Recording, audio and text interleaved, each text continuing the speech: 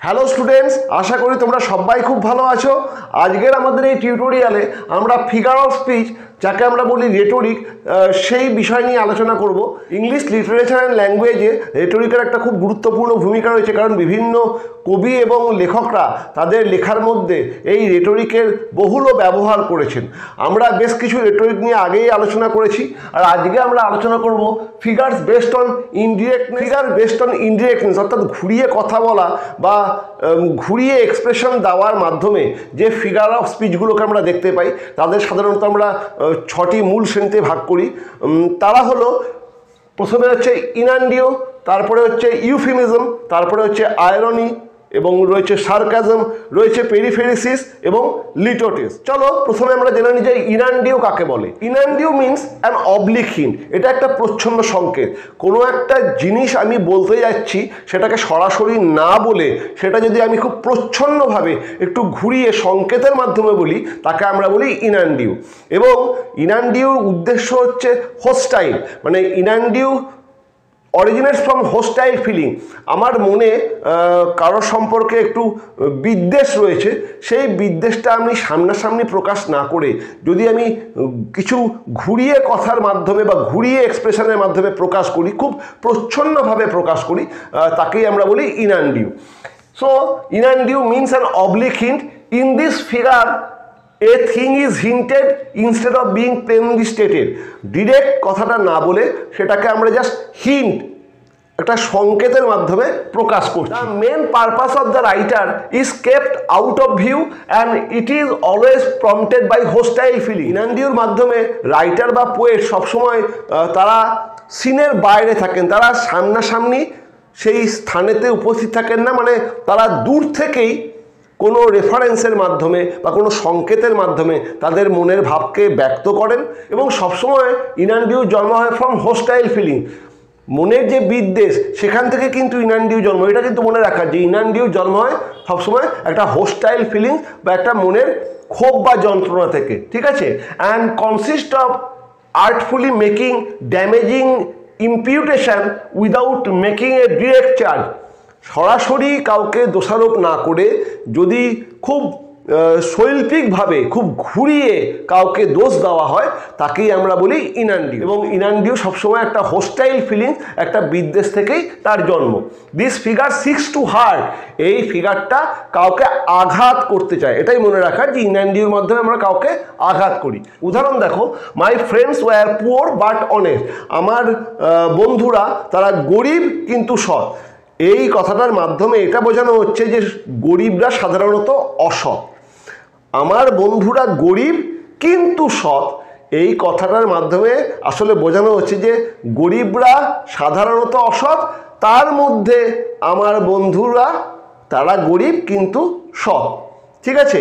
এরকমভাবে ঘুরিয়ে যখন কোনো এক্সপ্রেশনকে প্রকাশ করা হয়, তাকে আমরা বলি ইনান্ডিও। নেক্সট উদাহরণটা দেখো, he was born of rich but honest parent. সে বড়লোক বাড়িতে জন্মেছে কিন্তু তার বাবা মা সৎ। এই কথাটার মাধ্যমে এটা বোঝানো হচ্ছে যে বড়লোকরা সাধারণত অসৎ। এর ঠিক অপোজিটটা হচ্ছে ইউফিমিজম। ইনান্ডিওর ঠিক অপোজিটটাই হচ্ছে ইউফিমিজম, যার বাংলা হচ্ছে সুভাষিতকরণ। কোনো খারাপ জিনিসকে ভালো কথার মাধ্যমে প্রকাশ করা, তাকে আমরা বলি ইউফিমিজম। ইনান্ডিওকে যেমন ভালো কথাকে খারাপ অর্থে প্রকাশ করা হয়, সেটা হচ্ছে ইনান্ডিও। আর ইউফিমিজমে খারাপকে ভালো কথার মাধ্যমে প্রকাশ করা, তাকে আমরা বলি ইউফিমিজম বা সুভাষিতকরণ। ইউফিমিজম এই কথাটার এটিমোলজিক্যালি যে মিনিং, সেটা হচ্ছে স্পিকিং ওয়েল অর ফেভারেবলি। কারোর সম্পর্কে ভালো কথা বলা, তাকে আমরা বলি euphemism. This figure consist in saying something offensive or unpleasant in a pleasant manner. কোনো বিষয় বা কোনো বস্তু সম্পর্কে কোনো খারাপ বা অফেন্সিভ কথাকেই যদি আমরা খুব সেটা ভদ্রভাবে সুন্দরভাবে বলি, তাকেই আমরা বলি ইউফিমিজম বা সুভাষিতকরণ। অর্থাৎ খারাপকে যদি আমরা খুব ভালোভাবে প্রকাশ করি, তাকে আমরা বলি euphemism. Unlike Inandio, this figure is prompted by kindly feeling and it seeks to spare. ইনান্ডিওতে কাউকে আমরা আঘাত করতে চাই, কিন্তু ইউফিমিজমে কাউকে আমরা রক্ষা করতে চাই বা কাউকে কোনো একটা দোষ সে করেছে তার থেকে আমরা নিষ্কৃতি দিতে চাই বা ছেড়ে দিতে চাই। সেই জন্যই কোনো খারাপ কথাকে আমরা খুব সুন্দরভাবে প্রেজেন্ট করি, দ্যাট ইজ কল ইউফিমিজম বা সুভাষিতকরণ। হি হ্যাজ পাসড অ্যাওয়ে বা হি হ্যাজ ফলেন অ্যাসলিপ, এর মাধ্যমে আমরা একটা খারাপ জিনিস, কেউ মারা গেছে সেটা বোঝাই। হি হ্যাজ ডায়েড, সে মারা গেছে, এটাকে আমরা এরকমভাবে না বলে যদি আমরা বলি হি হ্যাজ পাসড অ্যাওয়ে বা হি হ্যাজ ফলেন অ্যাসলিপ, শুনতে অনেক ভালো লাগে। হি হ্যাজ ডায়েড, সে মারা গেছে, খুব ডিরেক্ট, শুনতে আমাদের খারাপ লাগে। সেটাকে আমরা ঘুরিয়ে যদি বলি হি হ্যাজ পাসড অ্যাওয়ে বা হি হ্যাজ ফলেন অ্যাসলিপ, তার মানেই হলো যে হি হ্যাজ ডায়েড। আর একটা উদাহরণ দেখো, you are telling me a fairy tale, you are telling me a fairy tale, তুমি আমাকে একটা রূপকথার গল্প বলছো। এর অর্থ হলো you are telling me a lie, তুমি আমাকে একটা মিথ্যে কথা বলছো। মিথ্যে কথা, রূপকথা সাধারণত বিভিন্ন মিথ্যে দিয়েই তৈরি হয়, শুনতে ভালো লাগে কিন্তু তার বাস্তবিক কোনো গ্রহণযোগ্যতা নেই।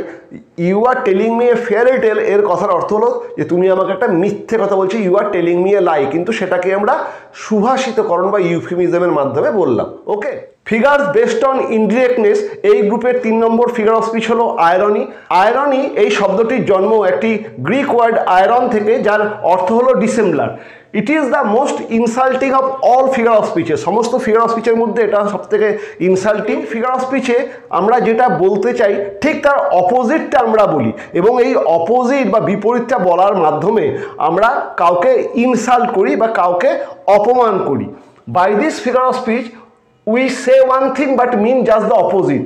We pretend to praise something or someone but actually blame it or him. আমরা প্রশংসার ছলে কারণ নিন্দা করতে চাই, এটাই হলো আয়রন। আয়রনের সব থেকে বড় উদাহরণ শেক্সপিয়ারের জুলিয়াস সিজারে পাওয়া যায়, যেখানে আমরা দেখছি ব্রুটাসের ক্ষেত্রে বলা হচ্ছে Yet Brutus says he was ambitious and Brutus is an honorable man. Brutus ambitious, কিন্তু সে নিজেকে অনারেবল বলে ক্লেম করছে, অথচ আমরা জানি যে যিনি অনারেবল হবেন তিনি অ্যাম্বিশাস হবেন না।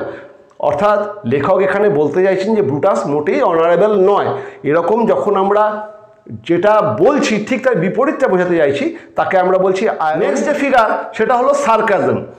By this figure of speech, we do not say the contrary of what we mean.